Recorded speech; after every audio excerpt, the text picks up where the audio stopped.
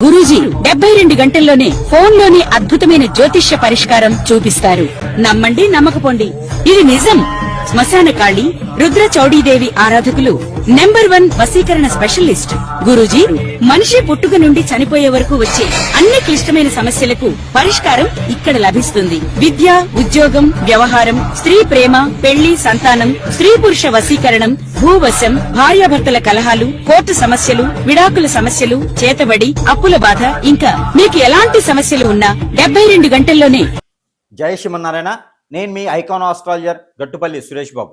ఈరోజు సమాజంలో జరిగేటువంటి కొన్ని సంఘటనలు, ఆ సంఘటనలో ముఖ్యమైనటువంటిది భార్య భర్తలు దూరం అవటం. అసలు భార్య భర్తలు ఎందుకు దూరం అవుతారు? కారణం ఏంటి? ఎన్నో కారణాలు ఉంటాయి. అందులో కొన్ని కారణాలు మనం మాట్లాడుకుందాం.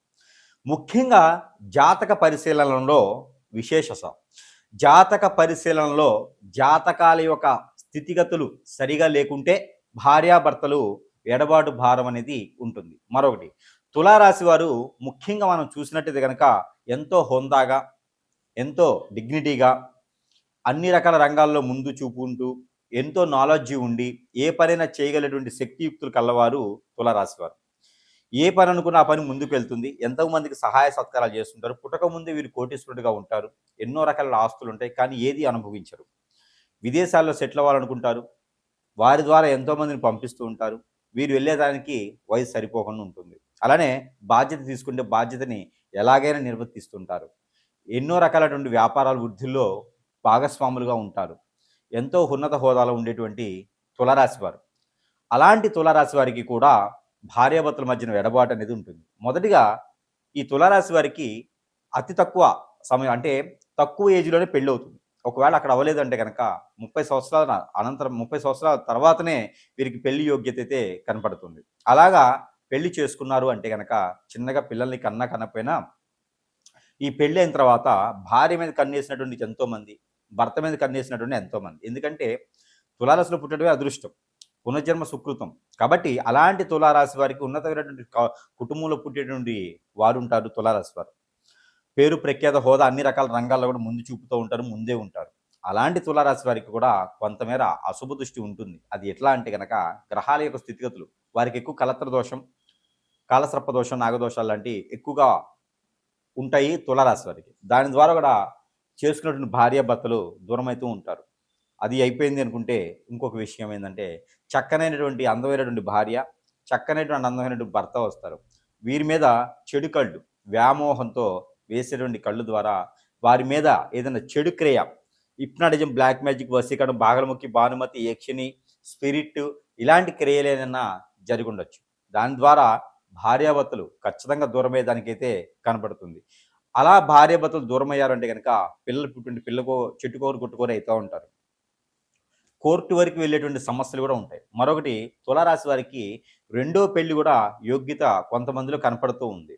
కాబట్టి వీరందరూ కూడా ఎఫ్ఐఆర్స్ లాంటివి పెట్టుకోకూడదు. ముఖ్యమైనటువంటి విషయం ఏంటంటే కనుక అనుమానం వచ్చేలాగా ప్రవర్తించకూడదు, ఎఫ్ఐఆర్స్ లాంటివి పెట్టుకోకూడదు. దానితో పాటు తులారాశి వారు చక్కగా, హుందాగా, నిజాయితీగా బతికేలా ఉండాలి. అలా జీవించేలా కొనసాగుతుంటే కనుక ఇలాంటి ఇబ్బందులు పారదోలవచ్చు. ఇక అట్లాంటి సమస్యలు ఉన్నాయి అనుకుంటే కనుక చిన్నపాటి పరిహారాల ద్వారా ఉపశమనత లభ్యపడుతుంది. దానిలో ఒకటి ఏంటంటే కనుక జొన్నలు, గోధుమలు తీసుకుని వెళ్ళి, అలానే ఎక్కడైనా సముద్రం కానీ, నది కానీ, వాగు కానీ, చెరువు కానీ, ఇలాంటి కాలువలు కానీ ఉంటే దగ్గర అక్కలాంటి దగ్గర వెళ్ళేసి కట్టుబట్టలతో స్నానం చేసి ఆ బట్టలు అక్కడ వదిలివేసి ఏదైనా ఒడ్డుకు వచ్చేసి ఏదైనా స్వామివారికి కానీ, అమ్మవారికి కానీ ఒత్తులు, దీపం 2 ఒత్తులు వేసి మట్టి ప్రమిదలో ఆవు నేతి దీపారాన్ని చేసుకోవాలి.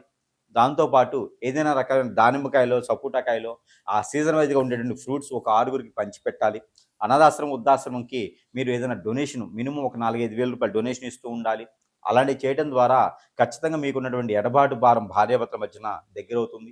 దాంతోపాటు సుబ్రహ్మణ్య స్వామికి అభిషేకం చేసుకుంటే చాలా బాగుంటుంది. ప్రతిరోజు కూడా కుంకుమ పువ్వు వేసినటువంటి పాలు, తేనె వేసినటువంటి పాలు ఇరువురు కూడా తాగుతూ ఉండాలి, ఒకరికొకరు తాపించుకుంటూ ఉండాలి. ఇలా చేసినందుకు జాజికాయ కూడా అందులో వేసుకోవచ్చు. జాజికాయ పౌడరు, కుంకుమ పువ్వు, తేనె, ఈ 3 కలగలిపినటువంటి పాలు కాగి చల్లార్చినటువంటి గేదె పాలు కానీ, ఆవు పాలు కానీ ఉంటే, ఇది భార్యాభర్తలు ఇరువురు కూడా ఒకరికొకరు తాపించుకుంటూ ఉంటే వారి మధ్యన ప్రేమ, అనురాగం, ఆప్యాయత అన్ని రకాల కూడా ముందు చూపుగా ముందంజలో ఉండేదానికి ఉంటుంది కాబట్టి ఆ విధమైనటువంటి ప్రయత్నాలు చేసుకొని ముందంజలో ఉండొచ్చు భార్యాభర్తలు. ఇంకా మీకు జరిగినటువంటిది ఆ పరిస్థితుల ప్రకారంగా జాతక ప్రకారంగా మీకు ఏది బాగలేదు అనుకుంటే కనుక ఖచ్చితంగా సంప్రదిస్తే మీ సమస్యకి పరిష్కార మార్గాలు చూపించేటువంటి సదవకాశాలు చాలా ఉన్నాయి కాబట్టి అందరూ కూడా సద్వినియోగం చేసుకోవాల్సిందిగా మనవి. జై శ్రీమన్నారాయణ. అలానే మీ యొక్క జాతకం అనుకుంటారేమో ఇది ఈ రాశి వారికే అని అనుకుంటారేమో, అలా కాదండి. ప్రతి ఒక్కరికి కూడా నామనక్షత్ర ప్రకారంగా అయినా లేదా జాతక పరిశీలనలో అయినా ఇక్కడ మేజర్గా మనం చూసుకున్నట్టయితే కనుక నేను చెప్పినటువంటి పరిహారాలు మీ నామనక్షత్ర ప్రకారంగా రాసి ఉన్నా కూడా చేసుకోవచ్చు. ఇక్కడ మనము సమస్యని సూచిస్తున్నాం కానీ మీ యొక్క రాశిని అనేది పర్టికులర్గా కాదు. ముఖ్యంగా మనం చెప్పినటువంటి పరిహారం ప్రతి ఒక్కరు కూడా పాటిస్తూ భార్యాభర్త దగ్గర అవ్వాలని ఒక మనస్ఫూర్తిగా కోరుకుంటూ ఇంకా కూడా మీకు అవ్వట్లేదంటే కనుక నిజంగా మీకు ఏదో జరుగుతుందని అర్థం అండి. ఎందుకంటే ఒకటి గమనించుకోండి, మనము పెళ్లి చేసుకునేటువంటి ముందు ఇరువురు అంటే అటు పెద్దలు ఇటు పెద్దలు కలిసి వారి యొక్క జాతక చక్రం తీసుకొని వారి యొక్క నక్షత్రాలు ఏంటి, గుణగణాలు ఏంటి, వారి యొక్క రాశి ఏంటి, వీరి యొక్క కంపాటబిలిటీ, వారి యొక్క మైత్రి ఎంత కలిసింది అని చూసి ఎన్నో వందల మంది యొక్క దీవెనలు తీసుకొని ఆ ఒక ముహూర్తం పెట్టి పెళ్లి చేసుకునేటువంటిది అయితే కనిపిస్తుంది. అలాగ పెళ్లి చేసుకొని విడిపోతున్నారు అంటే ఖచ్చితంగా మనం ఆలోచించుదాం, ఏదో కారణం అయితే ఉంటుంది కదా. ఆ కారణాన్ని మనము వెలికి తీయాలి, వెతకాలి. నిజంగా మనం ఆ కారణం ఏంటి, ఎవరైనా కన్ను వేశారా, నిజంగా జాతక పరిశీలనలో కనుక తప్పులుంటే వారు ఇచ్చిన డేట్ ఆఫ్ బర్త్ తప్పు ఉంటుందా, లేదా మన అనుమానమా, లేదా మన కోపమా, మన చేతకంతనమా, మన ఎదుగుదల లేకపోవటమా, ఏదో ఒక కారణం అయితే ఉంటుందండి విడిపోవటానికి. ఈ కారణాన్ని మనం ఖచ్చితంగా వెతకాల్సిందే. ఇక వాస్తు ప్రకారంగా లోపం ఉందా, అప్పులు పాలై ఉన్నామా, ఆరోగ్యం క్షీణిస్తుందా, పిల్లలు పుట్టట్లేదా, ఇలాంటి ఎన్నో కారణాలు కదా. ఈ కారణాలకు సంబంధించినటువంటి పరిహారమే ఇప్పుడు మనము సూచిస్తున్నాం. ఈ పరిహారము అందరూ కూడా చేసుకోవచ్చు, అలాంటి ఇబ్బంది అయితే ఏం లేదు. మాకు ఈ రాశి ఉందండి ఈ పరిహారం చేయాలా లేదా అనేది లేదు. పరిహారం చేసుకోవడం వలన సందర్భంగా సారంగా చేసుకోవాలి తప్పితే వాటి వలన నష్టపోయేది కానీ ఇబ్బంది పడేది కానీ లేదు.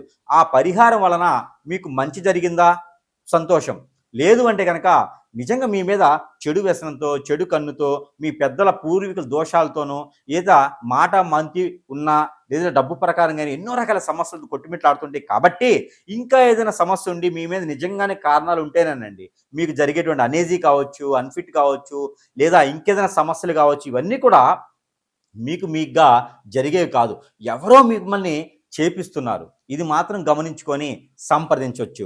ఈ సంప్రదిస్తే నిజంగా మీకు పరిష్కార మార్గం అయితే చూపించేదానికైతే ప్రయత్నం చేద్దాం. మీకు గ్రహరీత్యా దోషాలున్నా, మీకు జాతక ప్రకారంగా తెలియకపోయినా, లేదా మీకు ఇంకేదైనా ప్రకృతిలో దోషాలున్నా, మీకు ఇంకా కాలసర్ప దోషం, నాగదోషం, కుజదోషం, కలత్ర దోషాలున్నా, అలానే మీకు ఇంకా ఏమైనా సరే హిప్నటిజం, బ్లాక్ మ్యాజిక్, వశీకరణ, వాగల్ముఖి, భానుమతి, యక్షిణి లాంటి విద్యలు జరిగినా అవి మీకు స్వయంగా తెలియనటువంటి విద్యలు ఉంటాయి. అది మీకు డేట్ ఆఫ్ బర్త్ ఉన్నా లేకపోయినా కూడా నామనక్షత్ర ప్రకారం కూడా చూసుకొని సంప్రదిస్తే కనుక ఇక్కడ కారణం ఒకటే, భార్యాభర్తలు పెళ్లి అయిన తర్వాత అన్యోన్యంగా ఉండాలి. అది రాజ్యాంగం, అది శాస్త్రం. లేదు అంటే ఏదో ఒక కారణం వల్ల విడిపోతున్నారు. ఆ కారణాన్ని వెతకాలి, దాన్ని సమశుద్ధంగా ఆ కారణానికి వైదొలిగితే ఆ సమస్యకి పరిష్కార మార్గం దొరుకుతుంది. సుఖంగా సంతోషంగా ఉండేటువంటి దాంపత్య జీవితం, పిల్లలు పెద్దలు అందరూ బాగుండాలనే ఒక సంకల్పంతో ఈ యొక్క పరిహారాలు చెప్పుకున్నాము.